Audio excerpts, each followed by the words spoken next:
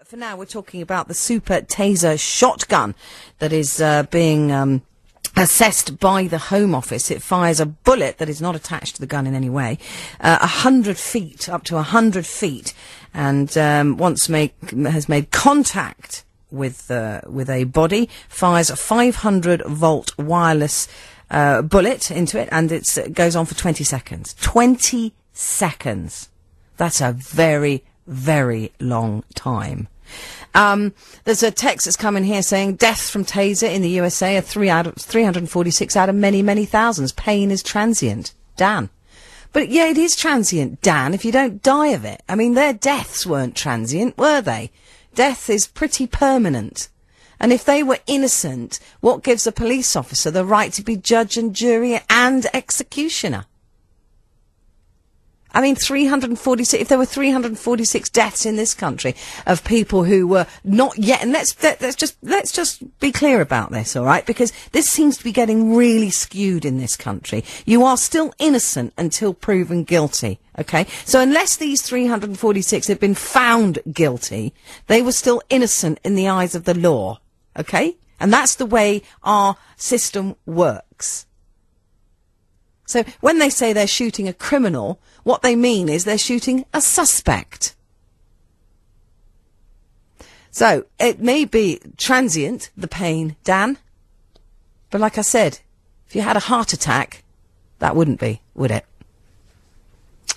Do you think that tasers, if they were this available, this powerful, would be used appropriately? Would it worry you that tasers could be used just because police officers believe them not to be that dangerous? Oh, well, it won't kill him. I might as well fire it.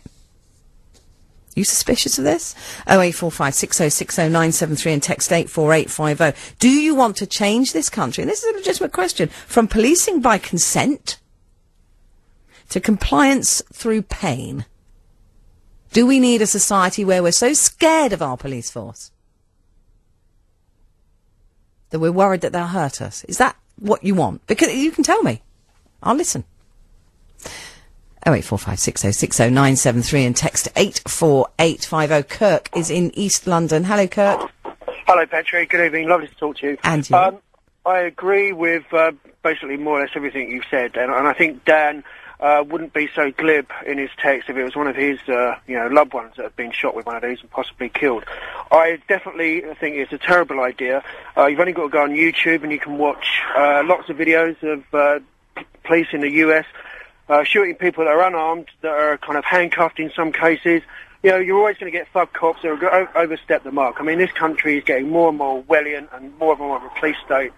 It's a dangerous step, and I strongly I think it's a bad idea, a very bad idea. Well, it's funny because I'm doing a bit of research this afternoon. We're doing quite a lot on this, actually. I went onto YouTube and saw the Nottingham tasering of that guy who resisted arrest, and he was just a drunk. I mean, he was, he was a pain, but he was resisting arrest, and it was unbelievable. It made me feel sick to my stomach the way the police behaved.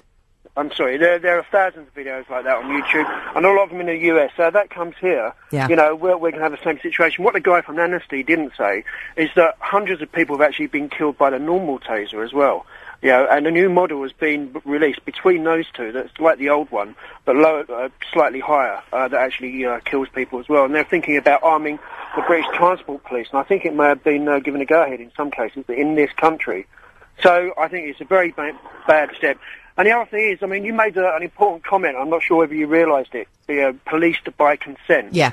I'm deliberately really saying that. Yeah. Yeah, because that is a system we need, not people being scared of our police and having thugs and bullies going around saying, right, mate, you either do this, otherwise you're going to get a taste of this. And I don't think we're that far away from it, to be honest. I don't think we're that far. But what people don't realise, and this is a really important point, Petri, is that police forces, regional police forces, are actually registered companies, which means they collect revenue. And if you go to a website like tpuc.org, you'll get a lot of information on that subject there. Thank you for doing this phone-in. I really appreciate it, and for giving me the chance to say that. Hey, Kirk, it's a pleasure. You will phone again, won't you? Yeah, I'd love to. Thank you. Excellent. All right, take care. So, policing by consent, which is the system that we have at the moment. Or compliance through pain? It's up to you. I mean, it's up to you. Do you want a society where we're scared of the police force? Now, I admit at the moment there's a little bit of an imbalance where people don't respect the police force at all. But that's police service. Sorry, but that's because of the justice system. That's not because of the police. That's because we're fed up with people getting away with things. But I don't believe in the death penalty, and I certainly don't believe in the potential death penalty of innocent people. So I don't believe that a shotgun that fires a 500-volt wireless bullet, causing excruciating pain for 20 seconds and potentially death, is a good idea. But do you? Do you think that that's got to be better than police having guns? Or do you want people to be scared of the police? Do you want a system whereby the police can say, either do that or you get this, in Kirk's words? 0845 6060 973 and text 84850.